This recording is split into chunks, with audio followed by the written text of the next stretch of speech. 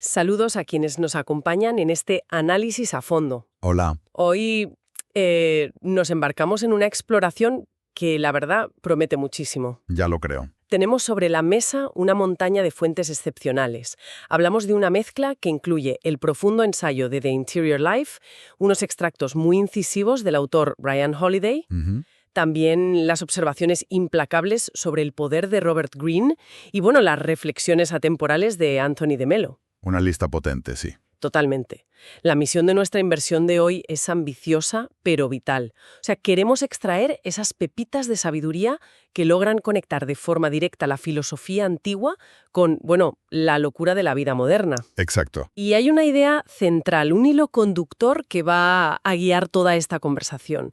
La premisa de que absolutamente todo lo que hacemos en nuestra vida exterior, todo lo que proyectamos, fluye inevitablemente a partir de nuestra vida interior. Vale, vamos a desgranar esto, Ujú. porque para arrancar cabe plantear un enigma que parece el comienzo de un chiste raro. A ver. ¿Qué podrían tener en común figuras tan increíblemente dispares como el antiguo filósofo chino Lao Tse, el legendario presentador de televisión infantil Mr. Rogers, el comediante Jerry Seinfeld y el mismísimo emperador Napoleón Bonaparte? Madre mía. A primera vista es una combinación sin pies ni cabeza. Desde luego. Pero a medida que avancemos va a quedar clarísimo que todos ellos, desde sus distintas épocas y obsesiones, llegaron a la misma conclusión exacta sobre dónde reside el valor humano y qué significa realmente tener éxito. Es un punto de partida fenomenal. Y creo que para entender esa extraña conexión, lo primero que debemos hacer es, bueno, quitarnos de la cabeza la idea que solemos tener hoy en día sobre la filosofía. Claro. A menudo se percibe como algo encerrado entre las cuatro paredes de instituciones académicas, con señores muy serios en bibliotecas silenciosas. Totalmente. Pero en sus orígenes, la filosofía no tenía nada que ver con eso. Estaba completamente integrada en el tejido del día a día, en el barro de la vida real. Si miramos a los grandes pensadores, sus aulas eran la calle. Zenón de Citio, por ejemplo, enseñaba en la Stoa Poikile. Que suena a algo muy técnico y solemne, pero en realidad no lo era tanto, ¿verdad? En absoluto, era básicamente un pórtico pintado en medio del bullicio del mercado de Atenas. Imaginemos dar una clase magistral sobre la existencia mientras al lado alguien está regateando el precio del pescado. Ese era el ambiente. ¡Qué maravilla! Platón reunía a sus alumnos al aire libre, charlando bajo la sombra de los olivos. Aristóteles era famoso por soltar sus mejores reflexiones simplemente mientras caminaba de un lado a otro. Todo esto nos demuestra algo crucial. El espacio para cultivar la mente no necesita ser exclusivo, ni silencioso, ni formal. Y esto conecta de maravilla con una parábola preciosa de Anthony de Mello que aparece en nuestros textos de hoy. Es la historia del monje y la celda. Esa historia es fantástica. Plantea una situación muy, muy visual. Exacto. Trata de un discípulo que se acerca a su maestro buscando desesperadamente una gran revelación, Ajá. una palabra mágica de sabiduría. Y el maestro, sin enmutarse, le dice, ve y siéntate en tu celda, y tu celda te enseñará la sabiduría. Y el otro se queda a cuadros, claro. Pero claro, el discípulo se queda de piedra y protesta. Le dice que él no tiene ninguna celda, que ni siquiera es un monje ordenado, que es una persona normal. Lógico. Y la respuesta del maestro encapsula toda esta visión antigua. Le dice, por supuesto que tienes una celda, busca en tu interior. Uf, tremendo. El mensaje es arrollador. El monasterio no es un edificio al que uno tenga que viajar al Tíbet. Ya. Es una postura mental. Es una orientación de la atención que cualquier persona lleva consigo en el metro, en la oficina o en casa. Es que es una idea que le da la vuelta a todo. De repente la responsabilidad recae completamente en uno mismo. Exactamente. Y esa postura del monasterio interior es precisamente lo que Lao Tse resumió de una manera brillante cuando dijo, corrige tu mente y el resto de tu vida encajará en su lugar. Ujú. Es una afirmación muy potente, porque traslada el centro de control. Ya no importa tanto la tormenta que haya afuera, sino cómo está amueblada la cabeza por dentro.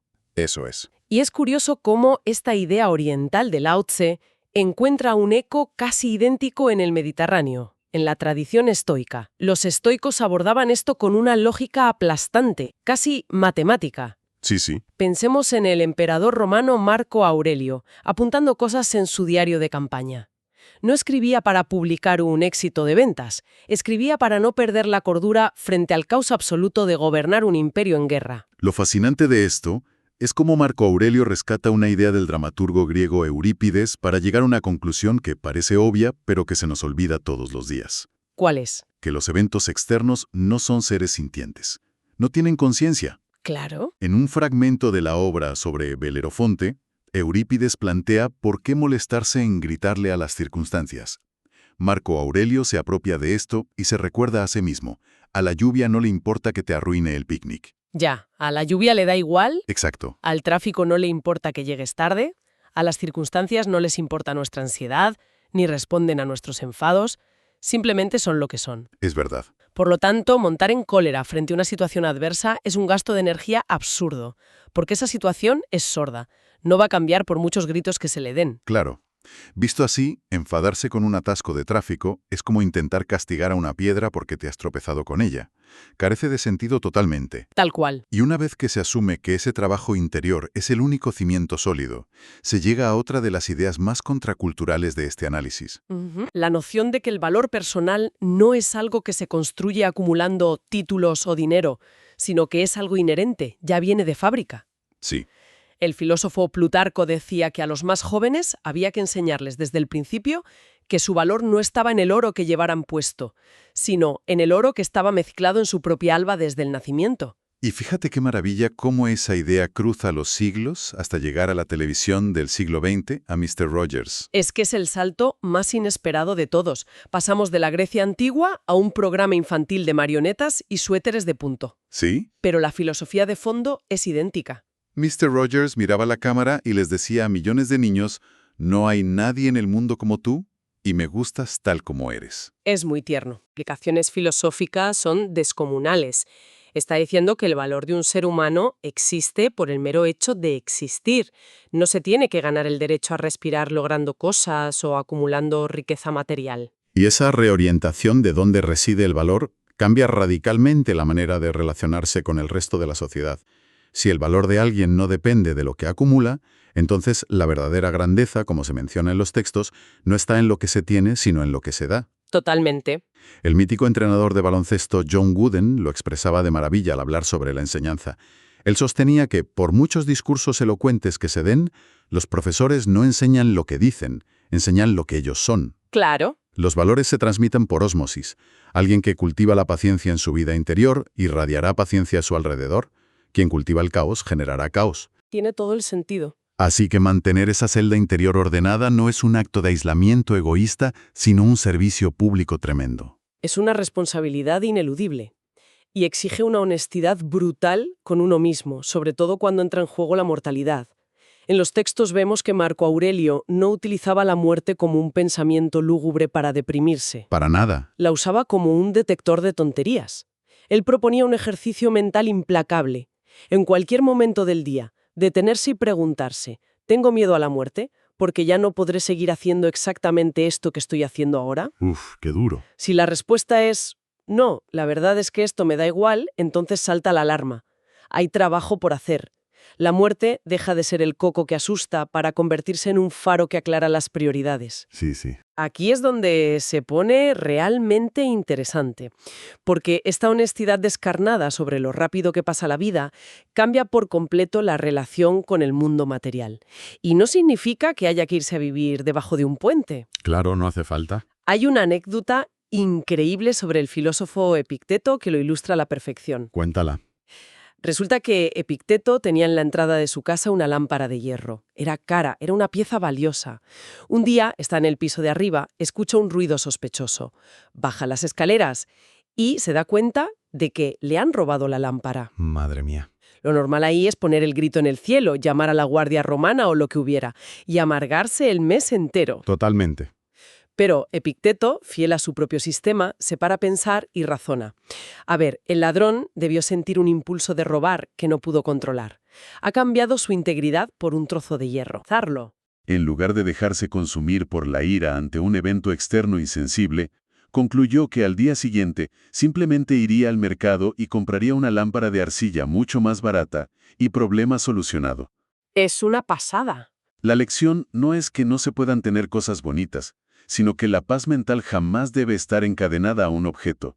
Solo se puede perder verdaderamente algo si la identidad personal está atada a ello. Y el equivalente moderno de esta actitud es asombroso. Lo encontramos en la pieza que nos faltaba del rompecabezas, Jerry Seinfeld. Ah, sí. El comediante tiene una colección de coches de la marca Porsche que vale una absoluta barbaridad. Es famosa en todo el mundo. Sí, es muy conocida. Pues bien, en una entrevista le preguntaron qué pasaría con esa increíble colección cuando él muriera. Cualquiera pensaría que diría algo sobre museos o fundaciones. Lo típico, claro. Pero su respuesta fue estoicismo puro. Dijo que su mujer, con toda seguridad, liquidaría la colección entera y vendería hasta el último coche. Y añadió que le parecía perfecto. Utilizó una metáfora preciosa. Dijo que disfrutar de esos coches debería ser como soplar un diente de león. Es una imagen poética pero muy profunda. Disfrutar del diseño, de la velocidad, del lujo, pero cuando el viento sopla, dejar que las semillas se vayan sin derramar una sola lágrima. Exacto. Es la capacidad de sostener la prosperidad con aprecio, pero sin apego. Reconocer que esos coches son divertidos, pero no son Jerry Seinfeld. Eso es. Y cuando se logra ese desapego material, queda muchísima más energía libre para concentrarse en lo que sí importa, el dominio propio. Lo cual nos lleva a la figura de Napoleón Bonaparte. Ah, este punto es genial. En el ensayo de Robert Greene se desmonta por completo el mito romántico del genio de Napoleón. Solemos imaginarlo como alguien tocado por una varita mágica, con una intuición divina para la guerra. Sí, como un prodigio natural. Pero la realidad era mucho menos glamurosa y mucho más obsesiva. Así es. Greene detalla cómo Napoleón desde muy joven trataba el aprendizaje no como una obligación, sino como una devoción casi febril. Leía de forma voraz. Devoraba libros de historia, de táctica militar, de mapas. Cuando finalmente llegó a tener responsabilidades reales en el campo de batalla, el volumen de horas que había dedicado al estudio duplicaba o triplicaba el de cualquier oficial de su edad.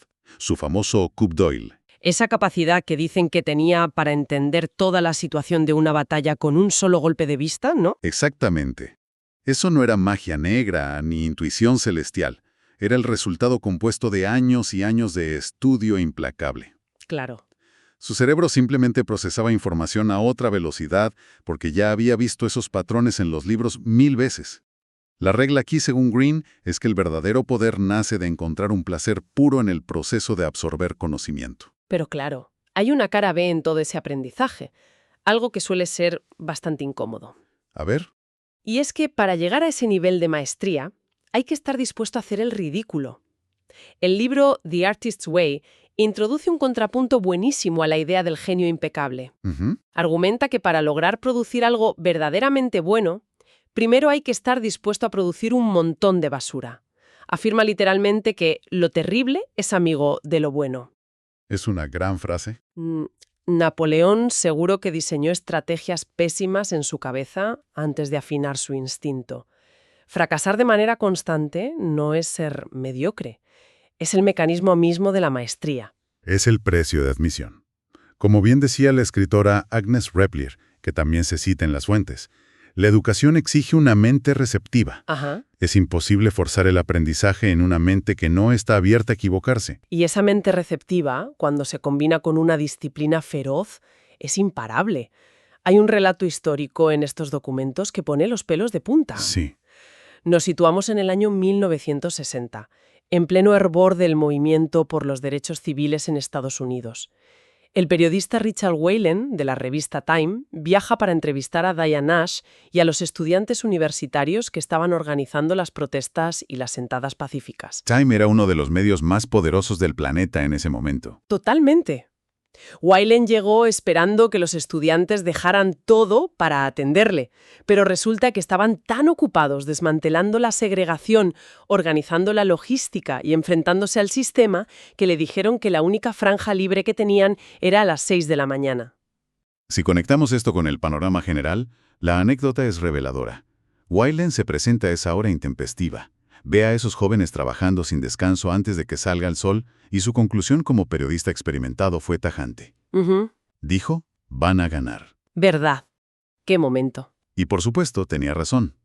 Esa disciplina de atacar los problemas al amanecer demuestra que cualquier victoria monumental en el mundo exterior siempre viene precedida por una victoria interna inquebrantable. Ya lo creo. Cuando el propósito es tan grande que la portada de una revista mundial se convierte en una simple molestia de agenda, la batalla ya está ganada en el terreno fundamental. Sin embargo, y esto es clave para no agobiarse, las fuentes advierten que esta disciplina no debe confundirse con un perfeccionismo tóxico. De hecho, ofrecen un consejo que resulta muy liberador. ¿Cuál es? Para mantener la constancia, a veces hay que bajar el listón. Quien espera que las condiciones sean absolutamente perfectas para empezar a escribir, a entrenar o a crear, se queda sentado para siempre. Es cierto. Mark Twain lo comprimió de maravilla. Escribe lo que sabes, empieza donde estás, usa lo que tienes. Es el pragmatismo al servicio del avance continuo. Esa capacidad para unir conceptos que en apariencia chocan, como la ambición desmesurada de los estudiantes de 1960 y el consejo de bajar el listón de Mark Twain, nos lleva directamente a una de las revelaciones más sorprendentes de este análisis. A ver. En el mundo de la filosofía antigua, se pensaba que estoicos y epicúreos eran como el agua y el aceite, rivales a muerte. Sí, de hecho se cuenta que un estoico llamado Diótimo llegó a inventar rumores maliciosos sobre los epicúreos, diciendo que eran unos glotones pervertidos que se pasaban el día en banquetes desenfrenados. Nivel patio de colegio, vamos. Tila. Pero por otro lado, vemos a Séneca, el gran peso pesado del estoicismo, citando constantemente a Epicuro en sus cartas con enorme respeto. Exacto. Entonces, ¿qué significa todo esto? ¿Por qué el gran estoico cita al supuesto enemigo del placer? La respuesta aparece cuando uno lee la carta a Meneceo del propio Epicuro. Ahí se desmonta el mito.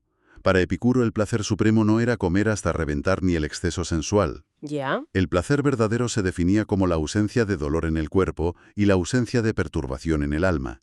Era vivir con prudencia, razonamiento sobrio y honor. Claro, cambia todo. Al final, resulta que estas dos grandes escuelas no estaban tan alejadas. Ambas buscaban la tranquilidad y la virtud. Y esto nos enseña la importancia de abrazar la dualidad. Entender que la disciplina y el disfrute, la alegría y la tristeza no son enemigas. Totalmente. Una filosofía que rechaza el gozo para centrarse solo en la resistencia se vuelve frágil y amargada. Se necesita esa flexibilidad. Y la perspectiva se amplía aún más cuando los textos nos introducen en la tradición filosófica de los nativos americanos. Ese contraste es interesantísimo. Ellos proponen que la espiritualidad y la fe consiste en vivir en contacto íntimo y constante con la naturaleza y con los demás. Tienen un dicho espectacular que reorienta toda la visión del mundo. Nuestros parientes somos nosotros, no nosotros y ellos. ¡Qué bonito! La identidad deja de ser un castillo amurallado para convertirse en una red porosa e interconectada. Todo afecta a todo. Esto plantea una pregunta importante. ¿Cómo encaja esta conexión tan inmensa con el entorno, con la independencia férrea que promueven los estoicos? Porque a primera vista parece que el estoico se encierra en su mente para que nada le afecte, mientras que el nativo americano se abre a todo el universo. Claro, parece una paradoja. Podría parecer una contradicción insalvable. Pero el análisis demuestra que se complementan a la perfección. Cultivar esa mente en calma, al estilo estoico, no es para aislarse por egoísmo. Al contrario, es el único camino viable para poder escuchar de verdad al resto del mundo. Eso es. Una mente que es puro ruido y reactividad emocional es completamente incapaz de percibir esa red de conexiones. Nutrir el espíritu propio y darle seguridad interna es lo que permite salir al mundo exterior con mucha más alegría, tolerancia y presencia. Solo cuando el ruido interior cesa, se puede estar ahí de verdad para todos esos parientes que conforman el mundo. Y todo este viaje converge en una idea final que es durísima pero tremendamente liberadora. La realidad inflexible del presente. Sí. Hay una línea en las fuentes que no admite rodeos. En cada momento de la vida debe ser lo que debe ser, no lo que te gustaría ser, ni lo que prometes que serás cuando la economía mejore o la crisis pase. Hay que serlo ahora mismo, con las cartas que tocan. Y para ilustrar esta crudeza, se narra una interacción real entre la famosa escritora Joan Didion y su marido, el novelista John Gregory Dunne. Es una escena muy intensa. Están saliendo del hospital. Han tenido que ingresar a su hija. Qué situación más difícil. Él está sobrepasado por todos los flancos. La salud de la chica, la presión de su propia carrera, su propio cansancio físico. Y en un momento de vulnerabilidad total, él suspira y le dice a su mujer, «No creo que esté preparado para esto». ¿Y la respuesta de Joan Didion? Con una pureza estoica que porta la respiración, se gira y le dice, «No tienes elección». Uf, no tienes elección. Suena a un jarro de agua fría enorme, pero encierra una verdad absoluta. Totalmente. La realidad no nos pasa un cuestionario para ver si estamos listos para las tragedias o los retos. La fortuna hace lo que le place. Hay un proverbio chino muy pragmático que cita el texto y que va en esta misma línea. ¿Ah, sí? La persona que dice que algo no se puede hacer no debería interrumpir a quien lo está haciendo. Es buenísimo. Las circunstancias carecen de empatía.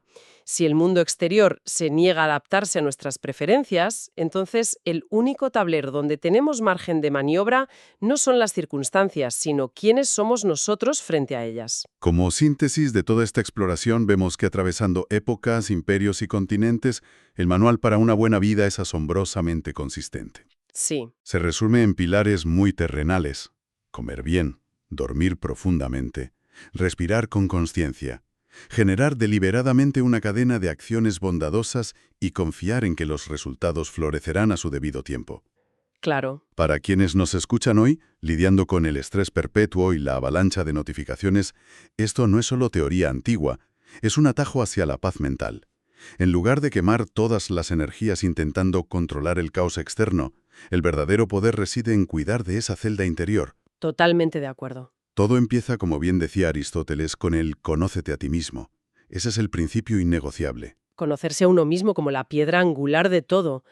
Y para poner el broche de oro a este espacio, cabe dejar flotando una idea provocadora para que cada cual le dé una vuelta por su cuenta. A ver, Sí, como hemos visto, todas estas tradiciones coinciden en que nuestro estado interior es el verdadero arquitecto de la realidad. Alguien podría preguntarse qué pasaría si hiciéramos un experimento radical y elimináramos por completo cualquier estímulo externo. qué interesante. Quizá la verdadera prueba de fuego de nuestra filosofía de vida no sea cómo reaccionamos ante una gran crisis o un triunfo espectacular. Tal vez la prueba definitiva sea algo mucho más silencioso, averiguar cómo soportamos el silencio absoluto e ininterrumpido cuando al final del día no queda nadie más que nosotros mismos frente al espejo de nuestra propia mente. Una reflexión potente para llevarse a casa. Ha sido un auténtico placer compartir esta inversión. Hasta el próximo análisis a fondo.